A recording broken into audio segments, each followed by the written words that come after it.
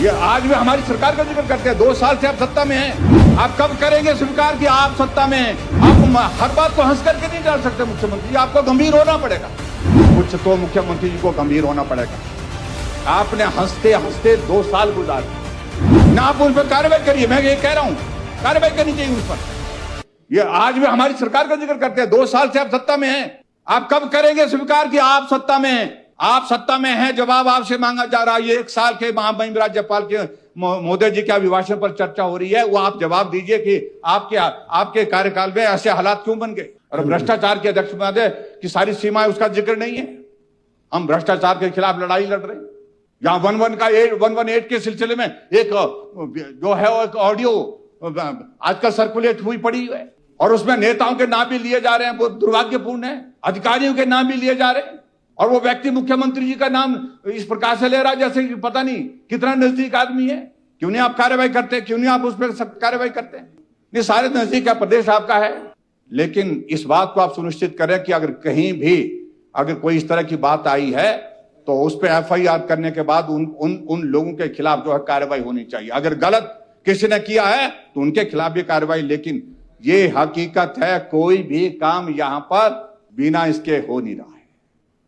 ये इंडस्ट्रियलिस्ट भी यही कहते हैं। और इसके अलावा जो ट्रांसफर के सिलसिले में एक चिट्ठी आई है नाचन विधानसभा क्षेत्र से, और जिसमें बाकायदा उनने अपना नाम लिया हुआ, लिख करके दिया हुआ है, नाम भी दिया हुआ उस व्यक्ति ने जिन्हें कंप्लेंट की है। ये ना आप उस पर कार्रवाई करिए। मैं ये कह रहा हूं, कार्रवाई करनी चाहिए उस पर। आप हर बात को हंस करके नहीं डाल सकते मुख्यमंत्री जी, आपको गंभीर होना पड़ेगा। ये चिंता का विषय है। 45,000 50,000 रुपए ट्रांसफर कर लिया जा रहा है। और आज मुझे हैरानी इस बात को लेकर हो रही है कि बिलासपुर में ऑल इंडिया मेडिकल इंस्टीट्यूट खुला। आदरणीय नड्डा जी स्वास्थ्य मंत्री पहले थे, उस वक्त शुरुआत किया। आज भी नड्डा जी स्वास्थ्य मंत्री होकर के उस संस्थान के लिए लगातार जब भी आते हैं पैसे दे करके जाते हैं। लेकिन कांग्रेस के नेता झंडा उठा करके, शर्म इस बात को लेकर के आ रही है, झंडा उठा करके वहां पर नारे लगा रहे हैं कि जो ठेके यहां पर दिए जा रहे हैं वो हमारे लोगों को नहीं मिल रहे। कि कांग्रेस पार्टी के लिए वो ठेका देने का काम करेंगे क्या? हर बार वो पैसा दे करके ऑल इंडिया इंस्टीट्यूट जैसे संस्थान को मजबूत करने में लगे हुए हैं, और उसके विरोध में आरोप क्या लगा रहे हैं? बेशर्मी की ये हद है, इंतहा है। ये जिस प्रकार से वहां पर सड़क पर जाकर के नारे लगा करके कि भाई हमारे लोगों को ठेका नहीं मिल रहा है। इसलिए मुझे लगता है अध्यक्ष महोदय, कुछ तो मुख्यमंत्री जी को गंभीर होना पड़ेगा। आपने हंसते हंसते 2 साल गुजार दिए, क्योंकि हम जो भी बात कहते हैं, विपक्ष जो भी बात कहती है, उसको आप गंभीरता से नहीं लेते। ये आदत का हिस्सा बन गया, और आदत का हिस्सा ये प्रदेश को बहुत महंगा पड़ रहा है। क्योंकि जो चल रहे हैं वो चल रहे हैं, जो कर रहे हैं वो कर रहे हैं, क्योंकि रोकने की कोई जहमत नहीं करता है, जरूरत महसूस नहीं करता है, क्योंकि सब चलता है। आपने तो आपदा का थोड़ा सा दौर जो है 2 महीने का दौर था, वो जिसमें नुकसान हुआ, हम इस बात से सहमत है। क्षति हुई, मानव जीवन की क्षति हुई, संपत्ति की क्षति हुई। लेकिन यह भी आपने देखा कि 2 साल तक भी हिमाचल प्रदेश ने पूरी दुनिया में आपदा रही। लेकिन उस वक्त भी आपदा के समय में, कोविड के दौर भी हिमाचल प्रदेश में पेंशन भी मिलती थी, सैलरी भी मिलती थी, समय पर मिलती थी। अभी तो कर्मचारी अपनी पेंशन का इंतजार कर रहे हैं कि पेंशन हमारे खाते में आई नहीं। इस मामले को लेकर के आप जो है अपनी बात कहें। अभी शिमला में प्रदर्शन किया उन लोगों ने, उन्होंने जन अनाउंस किया कि आने वाले समय में हम बहुत जल्दी आंदोलन पर जाएंगे। ये आपकी उपलब्धियां हैं। और बाकी तो आपका क्या कहना है भाई साहब, क्या कहना है? आज हिमाचल प्रदेश में हालात इस प्रकार के बन गए कि यहां के फैसलों की चर्चा पूरे देश भर में होती है। क्यों चर्चा होती है? क्योंकि समोसे पर FIR होती है।